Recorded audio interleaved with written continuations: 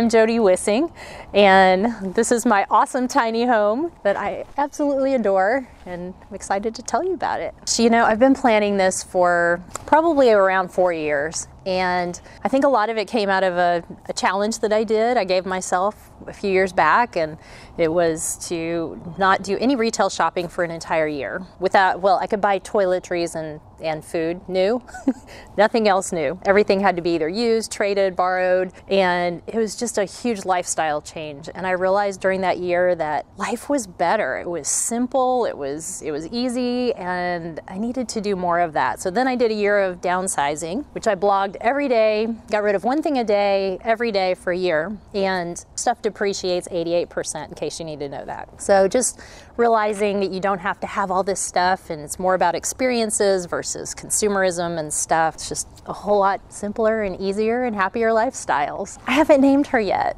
I'm up for suggestions. I am just starting. I've lived in it for about a month and a half now. Downsized before that out of a 1,800 square foot house into a smaller apartment while I was getting all of this done. So the apartment is around 500 square feet. First of all, I absolutely love tiny living. This has only been a month and a half, so everything that you're going to see in here this is not anything of what it's going to look like once, you know, a year from now, probably 3 weeks from now. Who am I kidding? I've had a lot of fun kind of getting everything together and did a lot of painting. So this was a kind of, I guess what you would call a spec home. It had all natural wood. Everything was unfinished.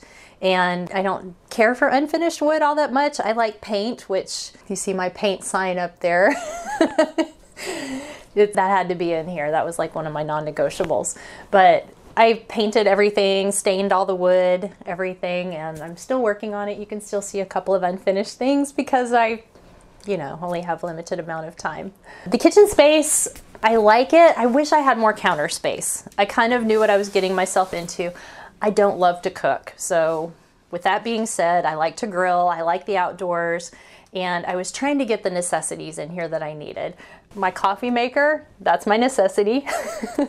The appliances are propane. I did get the upgraded ones. I love the fact that I have a gas stove because you can heat up tortillas. It just cooks really nice. The oven is a smaller size, so it's an RV size, but it's an upgraded one. And I researched the brand. I really liked it.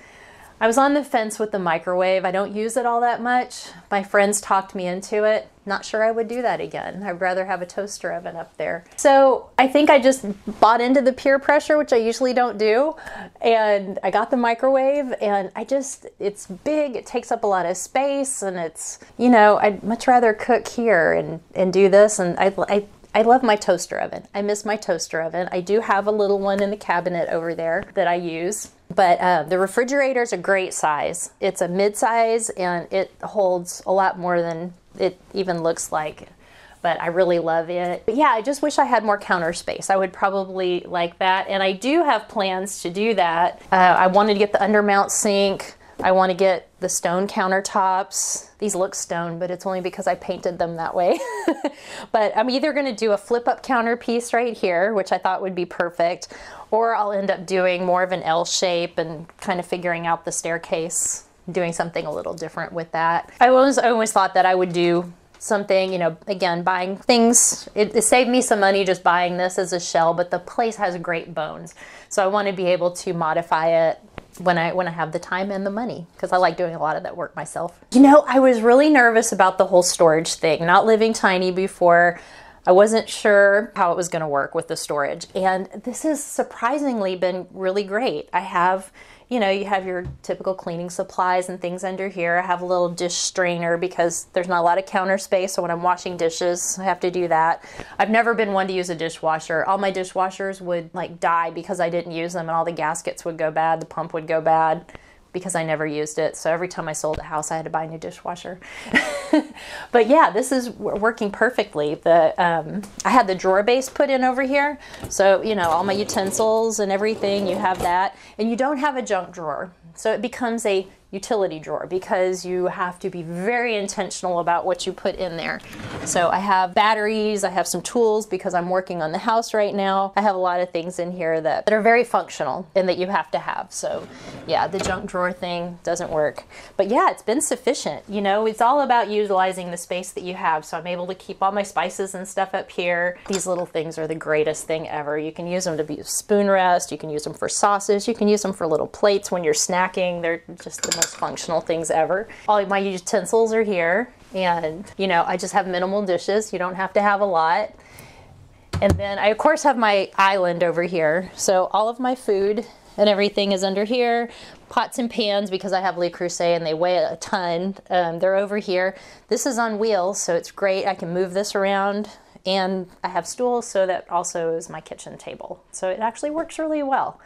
Again, would like a little more counter space, but this is nice when I am cooking, you know, on that rare occasion, maybe Thanksgiving or something.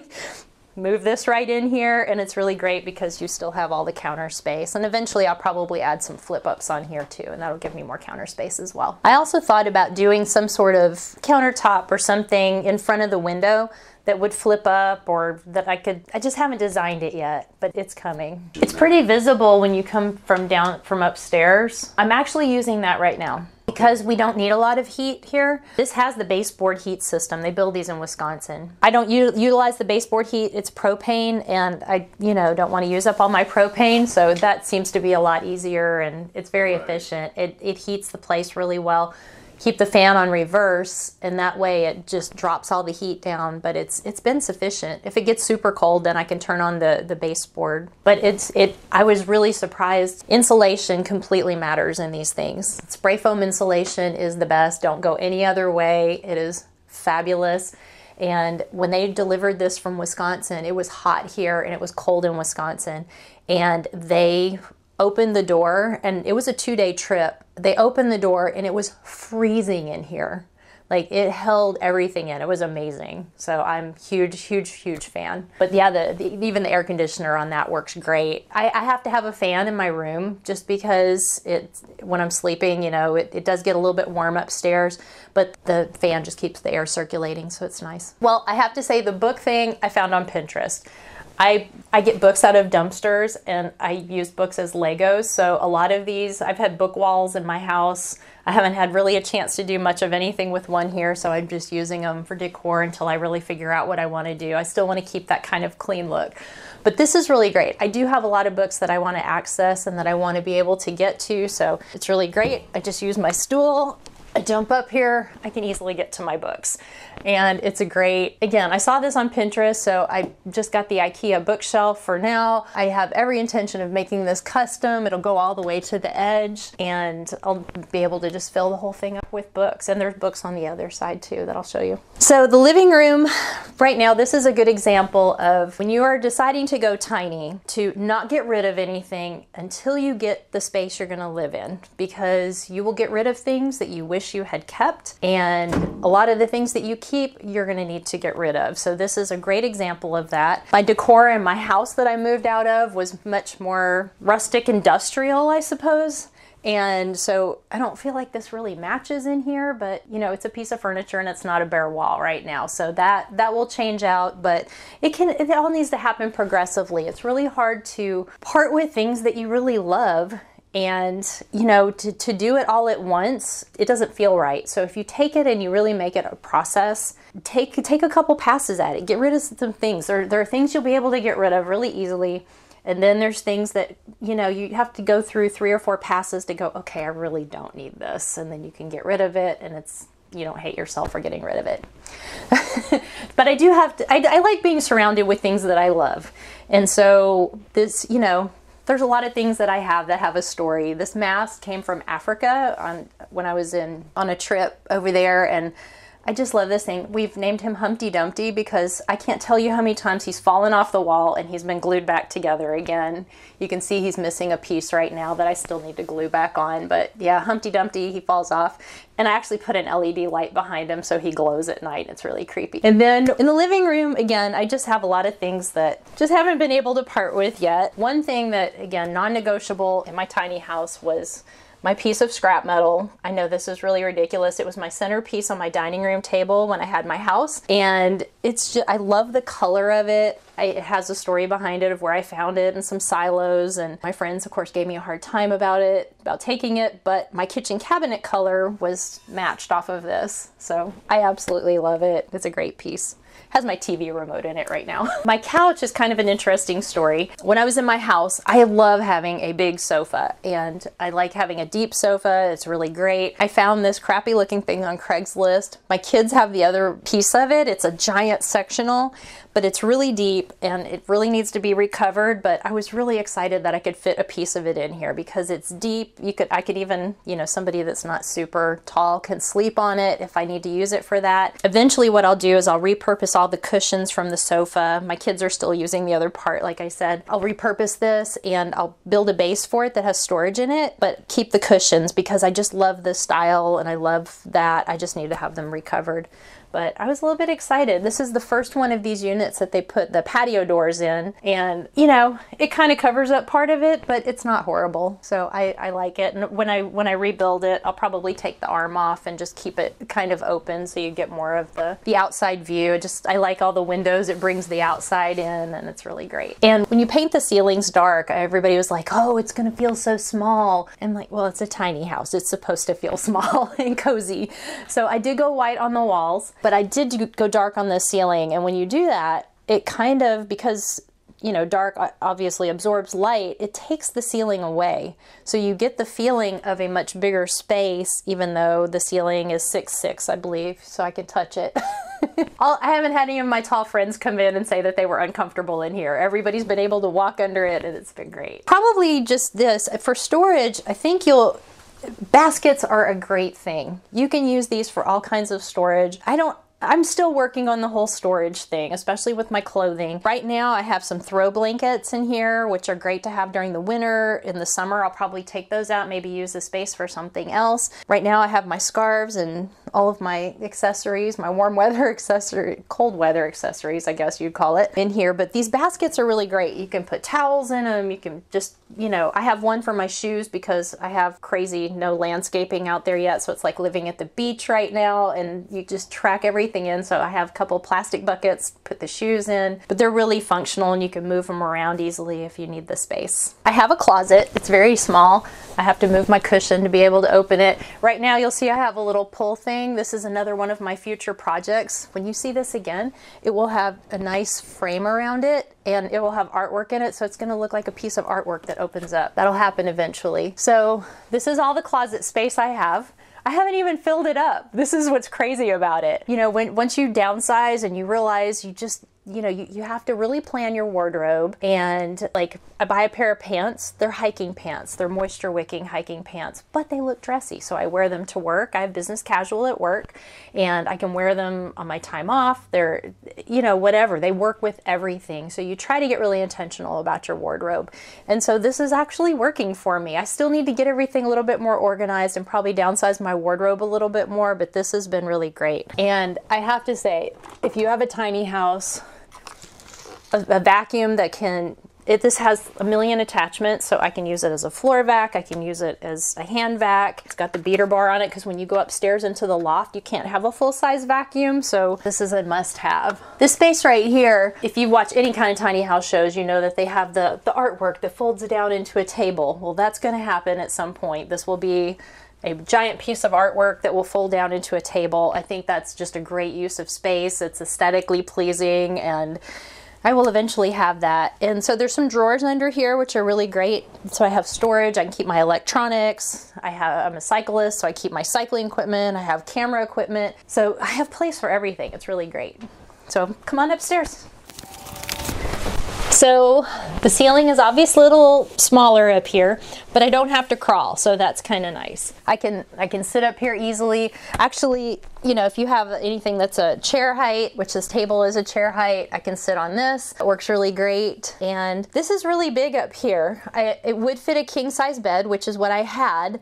However, it took up the entire space and I just didn't love it. My mattress was old and needed to be replaced anyway. So I'm using my kid's twin mattress right now until I upgrade my bed and get my big girl bed. Yeah, so I put in some lighting around here, the little copper wire lights, so it really gives some nice ambient light at night. I have a great view. I hit the jackpot when it came to the property because I'm able to see the lake from here even though I'm not on the lake. It's really great, and I wanted the bedroom space to feel cozy. I love the windows. It's really great. I can get a great cross draft when the weather's nice, and it's really great. I have all my journals and everything over here. IKEA makes some really good storage solutions, I have to say. So put that over here. I did go with the outlets that have USBs in them, so I can charge my phone, I can charge all my devices. It runs the lights, and all of that runs off solar panels that are on the roof, so that's kind of nice too. One of the nice things is these are blackout blinds, so at night, you know, now that it's winter and all the leaves are off the trees, there's a lot more street lights that are noticeable and that kind of thing, so this just blacks it out really nicely. And yeah, over here I have, you know, the books that I like to read. Again, storage bins are your friend. Have all my coats in here. I have some coats in here, and this also has shoes in the bottom of it. You can see I have shoes over there. Got the little dresser, so that works great with all of my clothing. I've got some baskets that are over here that are, again, I just keep all my camping gear in there and everything. I've got books on the other side of the bookcase, and I was able to keep all my Persian rugs, which was really nice. So I was able to work these into the tiny house, and luckily I had some smaller sized ones that all work. It's really great at night. It's just the nice ambient light that you get. Of course, I have all the LEDs up here, so you know, when I want to light up the whole place I can, and it's beautiful. And it's a little bit, with all the windows, I laugh and make jokes about it's like living in a fish aquarium. And people drive by, of course it's a tiny house and nobody's seen it, so I can't even tell you how many times people stop in front of my house and take pictures, and they're, you know, just almost wrecked because they're having to stop and look at it. It's kind of funny. So I have to be really careful at night to make sure that I close the blinds so you can see right in. Yeah, those patio doors, you can see straight in everything. So this is kind of interesting. This is again one of those things where I want to keep this stuff. I like being surrounded by the things that I like, and these cans were a great example of that. So I'm thinking, well, I've got to do something with them, and so they hold art supplies and pens. And this little shelf unit, I had pegs up here when I first got it, and I'm not the hang your coat at the door kind of person. You know, occasionally I might do that, so I can use these pegs, but I always lose my keys, and I have to have keys to the Connex, to the Airstream, to all these different things, so to have them all in one place is great. But I didn't like the look of the ugly thermostat, so the shelf unit covers up the thermostat, and the split system has a remote, which I keep in this little eyeglass case and keep it over there. So yeah, it's just kind of fun. Keep my little speaker, because you know, when you have a tiny house, you have to have a tiny speaker for when you're listening to things.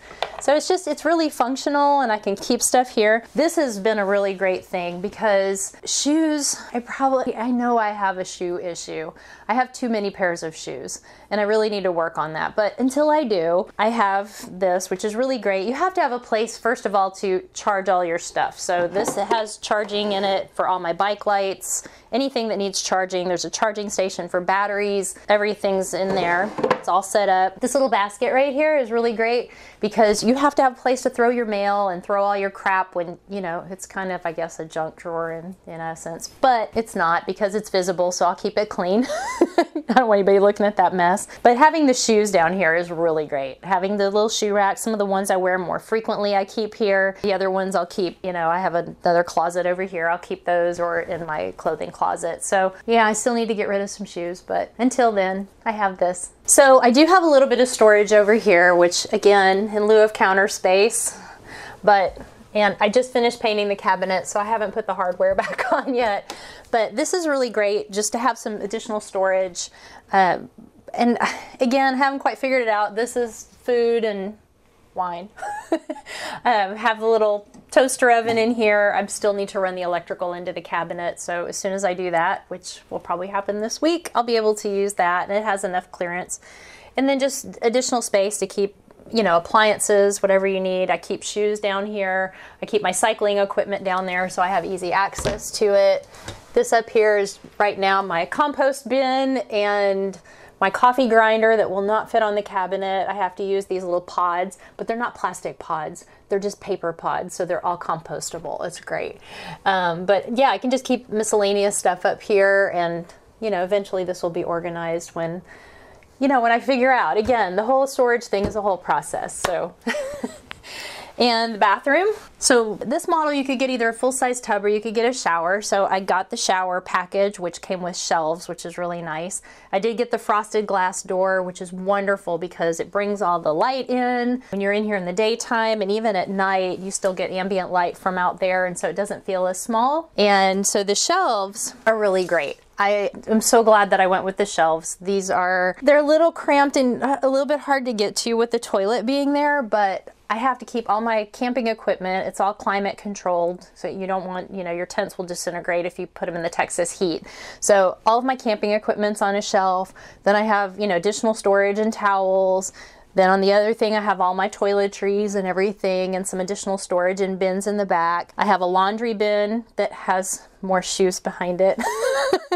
And then I haven't even done anything with the bottom yet, but I do have 2 cats that will eventually be moving in when my kids transition out of their apartment. So that's probably going to be the litter box space, unless I put in a pet door, which could be an option as well, because that's kind of cramped and I'm not sure I want to deal with that. So again, this space, I said I bought builder's grade kind of things. When you see this next, you will see a nice, beautiful blue vessel sink. I'm gonna have stone countertops. I do want to build some sort of probably shelving units on here, just to have a little bit of additional storage. You know, I've got the cabinets, which are still the natural wood. I haven't painted those yet. I did find the mirror I was looking for. I do want to eventually do like the brick veneer. So this back wall will be all brick veneer, and you know, so this will look different, and it's all a process. I do love the combo washer dryer. Learning a lot about this, it works completely differently than the conventional ones. I put a pair of shoes in there that had leather inserts in them, and because of the way the dryer works, they came out with the little leather inserts, were like dog rawhide shoes. So yeah, there's a little bit of learning curve with it. It takes longer, but it's very efficient, and I really like it. It's not like I have huge amounts of laundry. You know, when you downsize your wardrobe, you just don't have as much to wash, and there's not these big piles of laundry everywhere. You just do a little bit here and there, and it works absolutely great. This is one of the coolest things I found. So up here, there's this little bar, and it pops out, and you can hang your clothes on it. It works really great. So when you're doing laundry, you can take everything out of the dryer, put it up there on hangers, leave it there for a while, and then when you want it to look nice, you just close it back up and you're done. And so it's finding things like that that just make tiny living really easy and really great. So I decided, you know, when you're deciding on upgrades, there's a few things that, you know, in retrospect, I might have changed a couple of things, but I'm pretty pleased with all the upgrades that I did. And one of them is the tankless water heater. That's my favorite thing. If there was nothing else I could have upgraded, I would totally do that. It's in the cabinet right here, and I had it put over there so I could keep underneath the shelf over here open for the cat box. But this is, oh my gosh, it's just like endless hot water, and it works great, and it's super efficient. So I'm excited about that. That's probably one of my favorite things. So we have the pull-out ladder, which is nice because it makes it easier to climb up. The only problem is somebody can't come in the door now. So this is the loft. Most of my friends call it the tree house. So it does feel like a tree house up here. It's a really great view, and it's, you know, you have to sit on the floor. It's awesome. Because my friends call it the tree house, I want to get a big giant tree branch and put some of those little copper wire lights on it. So it will probably take up some of the space over here, over the kitchen, and I'll have it come out because you can't really walk out there without, you know, a death wish. There's no safety railings, and the one time I did walk out there, I hit my head on the ceiling fan, so it's not pleasant. This is kind of an additional space. I'm up for ideas on what this will be. Eventually, I think it'll maybe a little bit of an art studio. My son may actually live up here for a period of time, and you know, it's just a great extra extra space to have. You can have some extra storage. I don't want to put anything big and bulky up here because I really love the openness and the windows, and I get great light in here all day long, so it's really wonderful. Right now I have a bookcase up here. It can go across here and become a safety railing because I don't have a safety railing. I like the cable railings, but that wasn't an option on these. So in here I have a bunch of storage. I've got cycling clothing, you know, nothing much up here right now. I'll keep some of my additional camera equipment. For now, it's again just some storage, and eventually this will be, you know, something more useful than just storage. I try not to store stuff where you can't see it too. I feel like that's part of the problem we have with houses, is you start storing all of your stuff, and when you can't see it, it's out of sight, out of mind. And truly, you start looking through stuff, and it's like, oh, I don't even remember that I had that. If you don't remember you had it, you probably don't need it. And so I want to get to a point where everything I have is super accessible. I know what it is. The only thing that I am realizing, I've never been one of those store all your summer clothes, keep all your winter clothes out, and then flip-flop it. I've never been one of those people, but with a tiny space, you kind of do have to do that. So I have one bin with my summer clothes in it right now, and I try to, again, buy things that are functional, that I can wear. You know, the t-shirt that I'm wearing is a summer t-shirt as well. I can put a sweater over it. It now becomes winter. So there are some flexibilities that you can do there, but I want to be able to see everything that I have. If I have stuff that's in storage, I probably don't need it. This lamp I bought at a thrift store for $3, and it's an original, like Ames era kind of, you know, mid-century modern. The shade color probably doesn't work so much in here now, but I love the lamp. It needs to be painted and everything, but this is a table lamp, and it works perfect up here as a floor lamp. So, you know, it's again, those things that you think you might get rid of, and it's like, okay, there's no way that's gonna fit in the tiny house. That ended up working perfectly. So I'm really glad that I didn't get rid of it. And, you know, a lot of my friends wanted to take that off my hands, but I'm glad I kept it. Well, now that you've seen the inside, we can go outside and take a look. Okay, all right, let's check out outside. As you can see, I still have a big mess. I have a lot of landscaping to do. The final plan will be xeriscaping with dark, it's called Tejas black rock. So it'll be like these small inch or smaller size rocks. It'll be very modern looking landscape. And I plan to build a deck out here, but I wanted to kind of, again, just get settled before I start building infrastructure and figuring out exactly what I want to do out here. The siding I love on here is the Shoshugibun, and so it's where they burn the wood, so I don't ever have to stain this if I don't want to. The maintenance on it is zero. If I do want to stain it to make it a color, which, you know, with me could happen at some point, but it looks gorgeous without it, and it really brings out the wood tones, and it gives it a nice warm look, yet modern look. This is, again, one of those things when you look at going tiny, of repurposing things, this is a great example of that. So I bought this bed on Craigslist. I absolutely love my canopy bed. Obviously it's not going to fit in a tiny house, so I've repurposed it for out here. I've ordered lights to go on it. This is going to be like an outdoor kitchen, and because these railings are seat height, I'll be able to build like a little bench around it, and I can put either a table in there or something like that. But this will be repurposed to my outdoor living space, which is, I was really excited about that because I didn't want to get rid of it. And so I have my composting Death Star over here.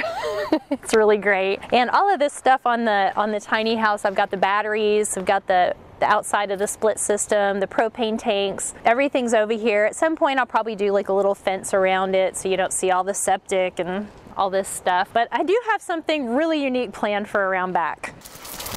So, you know, standard RV hookups, and because this is on the back side, you know, not as aesthetically pleasing, but I have something really great, and this is the outdoor shower kit that I could put on here. And because I have the endless hot water with my great hot water thing, I bought a bathtub that I will put out here. So I'll have an outdoor shower and an outdoor bathtub, and I'm looking at, it's a typical house small sized jacuzzi tub, but I'm going to insulate it and build privacy fence around here. So I will have an outdoor shower and an outdoor bathtub, and it's going to be really great.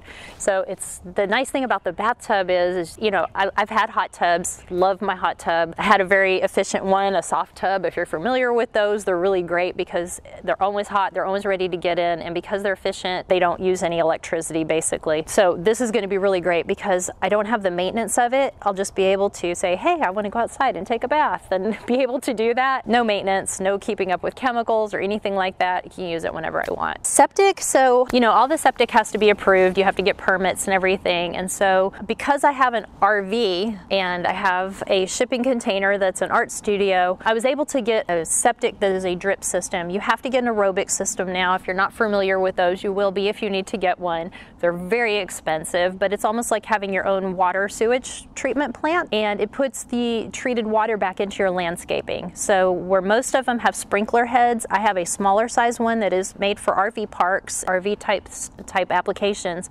So I have a drip field. So you can see the septic back there. I tried to put it as far away because you can't drive over it, and the septic field is all back here behind the tiny house, which is great because you can't drive on it. It has to be grass. So yeah, eventually I'll put grass in because right now everything's mud. So this will be grass back here, and then the septic basically will keep the grass watered. So in Texas, that's a big thing because we don't have, you know, endless resources of water. Most of the time we're in drought season. So this will take care of the grass part that I have. The rock will be its own thing. It'll be perfect. So it's a great setup. Okay, so this was the first one of these models that they put the patio doors on, which I thought was really great. They make a model now where it has the deck and all of that stuff, which would have been great, but you know, they cost money. So right now it's the door to nowhere.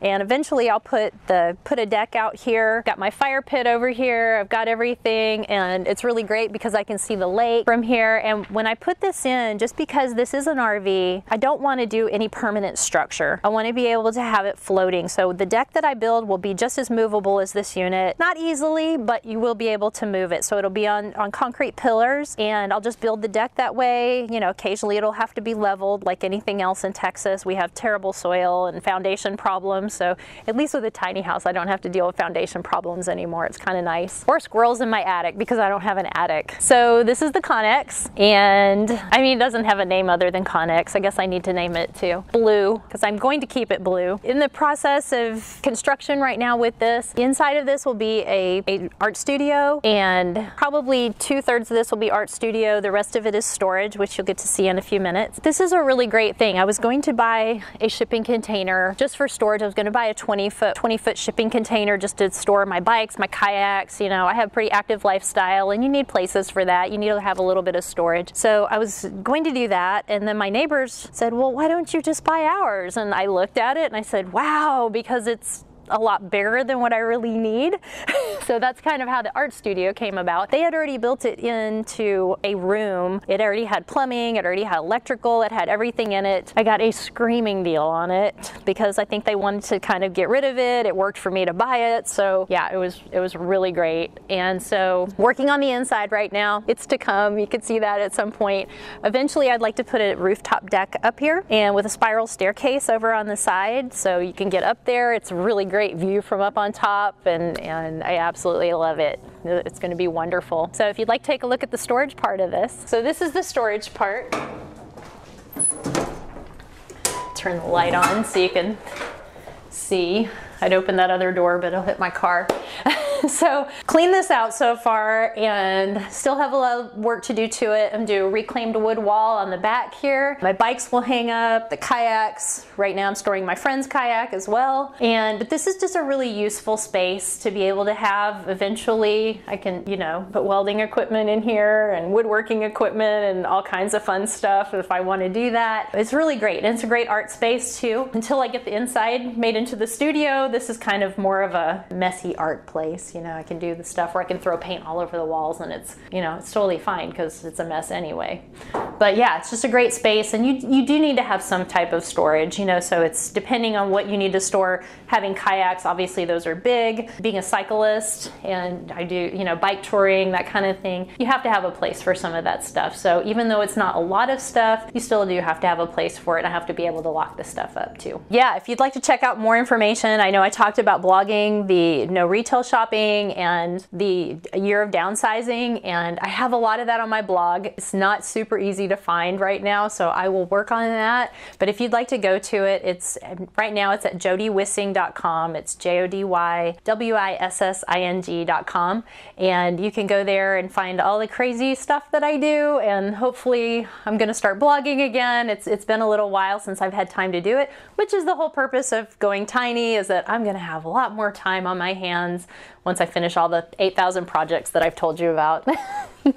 And one of the other places that I feel like has been really helpful for me, I've been binging this podcast, Radical Personal Finance. The guy that does it just goes on these crazy rabbit trails about living differently and not falling into the traps of consumerism and doing what everybody else tells you should be doing. Don't get the microwave.